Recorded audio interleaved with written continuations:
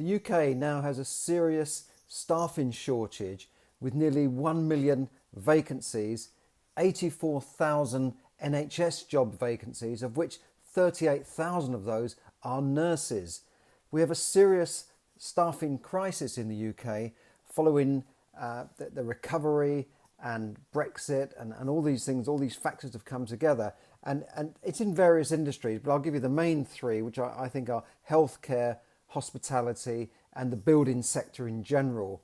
There's a massive shortage in all of those areas. And the NHS in particular has a staffing shortage, which kind of takes me back to the days when I was recruiting nurses from abroad, 20 years ago. And we had a staffing crisis then of nurses and care workers. And I ran a business for around 10 years, recruiting people from abroad. And then the government clamped down on work permits. As Europe expanded, the work permits of non-EU workers was restricted. And then, that we sort of just stopped doing business because it was just impossible to get people into the country from overseas.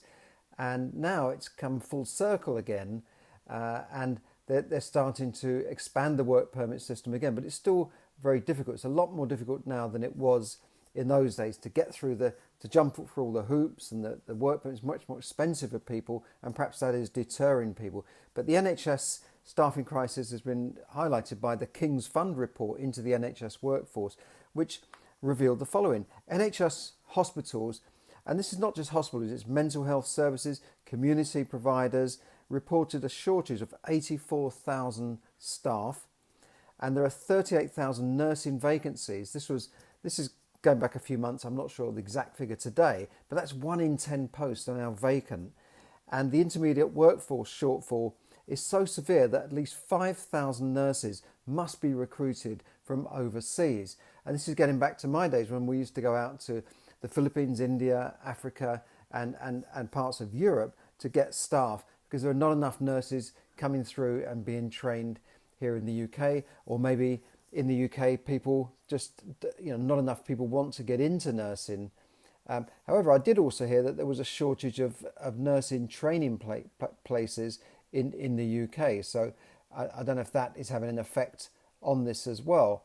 But definitely there are opportunities to come and work in the UK in the NHS. Now, I'm not a recruitment agency, so don't write to me saying, have you got a job for me in the NHS? I'm a nurse. You need to go through your own, in some countries like the Philippines, they have organisations where you have to go through them to get to work abroad. That's the POEA. It's not the same in every country.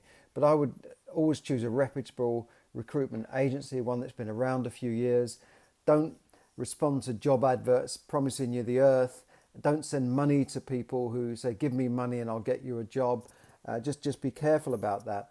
But if you are a qualified nurse, doctor, or some other healthcare professional, then there are opportunities in the UK, as I think there are in other countries as well. But definitely it's making me smile that it's come around full circle from over 20 years ago. And I often bump into staff that we recruited years and years ago, and they say, we came in with you in 2000 or 2001, and they're still here working in the UK. But some of them reported that a lot of UK trained staff are leaving. They're going off to Australia and places like this. So there you go. But what's happening in the UK? Well, the economy is recovering. Restrictions are eased on lockdown restrictions, and the hospitality sector in particular is just suffering from a lack of a post-Brexit shortage, if you like, of chefs, restaurant staff. The building trade needs more skilled workers, bricklayers, plasterers, engineers, electricians. In fact, it's impossible to get any tradesperson to do any jobs at the moment. They're just so busy, and they're off earning loads of money. Now, I know that a lot of Eastern European staff went home during the lockdown, and many have not come back for various reasons. But there are opportunities here. Now, not every job is going to qualify for a work permit, and that could be the other problem now, that low-skilled workers will not get work permits, and often the jobs are not necessarily highly skilled. But the Office for National Statistics, the ONS, shows that there's been an upsurge in the number of people in employment, which rose by 182,000 to nearly 30,000. I mean, there's 182,000 to 28.9 million. So there are nearly 30 million people actually in employment, but it's still 200,000 lower than a year ago. The unemployment rate now is under 5%, 4.7% for the last 3 months. And job vacancies, as I said, has soared to nearly 1,953,000 between May and July. And that's up by more than 168,000 on last year. The British Chamber of Commerce warned that the recruitment crisis could have a detrimental effect on the economy, obviously because companies can't do business if they haven't got staff. You can't open a restaurant if you haven't got staff. And they also said that wage growth will lead to inflationary pressures. So this is where wages are now exceeding the average rate of inflation. So if inflation is, say, 2 or 3% and wages are higher than that, it then has inflationary pressures because the employer has to then put up their prices somehow or make their money somehow and pass this on to customers. And we know that shortages have already driven up headline pay statistics. According to the ONS, wage growth is now hitting 7.4% over the period, which is unbelievable, isn't it? When you consider that inflation is at, say, 3%-ish, according to whatever figures you believe. This is obviously, it's nearly double the inflation rate, or over double the inflation rate. So that will have an effect. Now, normally, higher wages, labour shortages, increased raw material prices all around the world are definitely indicators of higher inflation. Printing trillions of dollars, euros and pounds doesn't help, does it? This will add to inflationary pressures and ultimately decrease the buying power of money in your pocket. So if you're going to sit on cash for the next 10 or 20 years, your investments are not going to do very well. Property is one way of protecting your money over a period of time. Usually over a period of time, property keeps pace with inflation or exceeds inflation as a way of protecting the value of your money. Whereas if people sort of sit on, an example is, if you're waiting to buy a property and you sit on a deposit for 5 years, you will find at the end of that 5 years, in most periods, that deposit is no longer enough to buy you, to get you on the housing ladder. Or, in a more extreme example, if you sold your property 5 years ago and said, I'm going to sit on this cash now and then buy in a couple of years' time, that cash would not be enough to buy your property because the properties would be going up faster than the interest that you earn on that cash. Do you see what I mean? So, in the past, people say, put your money in bricks and mortar. That's been a traditional way of protecting the value of it, and also somewhere to live, of course, and somewhere to invest into and earn an income. And I think I said in yesterday's broadcast that the average house price is starting to fall for the first time this year. And this was in the UK, but it also appears that in the America as well, prices seem to have peaked in July and have fallen back slightly. It's only small declines at the moment, but property is not like the stock market. It doesn't just dive in one day because there are all sorts of things going on. It takes time. Like with the stock market, if shares can go up by 10% in one day, they can go down by 50 or 60% in a day, literally. So property doesn't work like that. You start to see a slowing in maybe demand. You see that average listed prices start to go down a bit because people can't sell them. They might have it on the market for 3 months and the agent says, well, we haven't got any buyers. I suggest you reduce the price. This is starting to happen. And this eventually leads to lower lending and lower sold prices. So in 3, 4, 5 months, we might see the official data from the ONS and Land Registry showing that prices are in decline.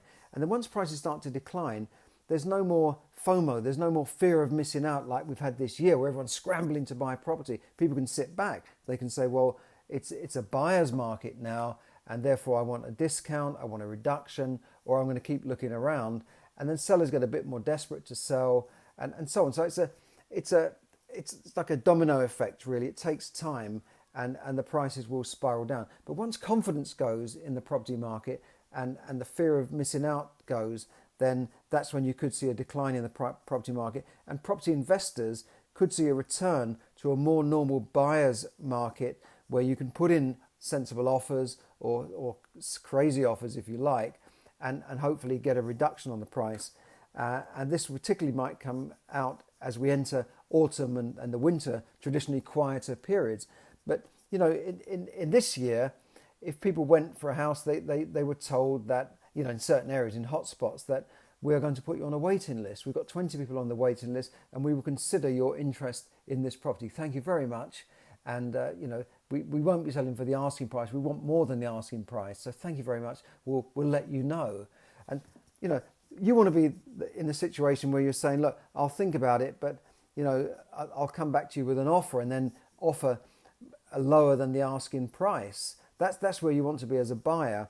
But there are still opportunities, and professional property investors do make money in any market, whether the market is going up, down, or sideways. Have a look at my video yesterday. I'll put a link up to that on the property market in the UK. And there are ways of making property whether you have money or not. You can make money if you have no deposits, you have no money to put down. There are many strategies where you can get into property and make money from property without using your own money. So if you'd like to know more about that, click on the second link at the very bottom, and I'll send you updates on property and any free webinars and courses that are out there to help you get into property. There are many strategies. Deal packaging is one, where you find properties and package it on for other people. There's a special way of packaging those to make the maximum return and protect yourself from not getting paid. So there are ways of doing this. Another way is joint ventures. Another way is rent to rent. There are many strategies where you don't have to use your own money, and joint ventures is a classic, I suppose. Many times in the past, you've seen a property and think, well, if I could buy that, I could do this with it. I could turn that office block into flats. Oh, but I haven't got the money. Well, there are people out there that will give you the money if you find the right deals. There's always money chasing deals and good investments. So just think about that, and do click on my links so that I can keep you updated with property, and that could change your life. That could make you financially free in 3 to 5 years. I've seen it happen myself many times with people who had nothing to start with. You can gain financial freedom in property very quickly, compared to other investments where you might have to save up to buy shares, and you can't use leverage, you can't get joint ventures, you can't deal package shares, right? So this is for me, has always been a very good form of investment for me over the years. In fact, it saved my backside in many cases when everything else went south. Property has always been there, like the rock, the bricks and mortar. So thanks for listening today, and have a great day wherever you are, and stay safe.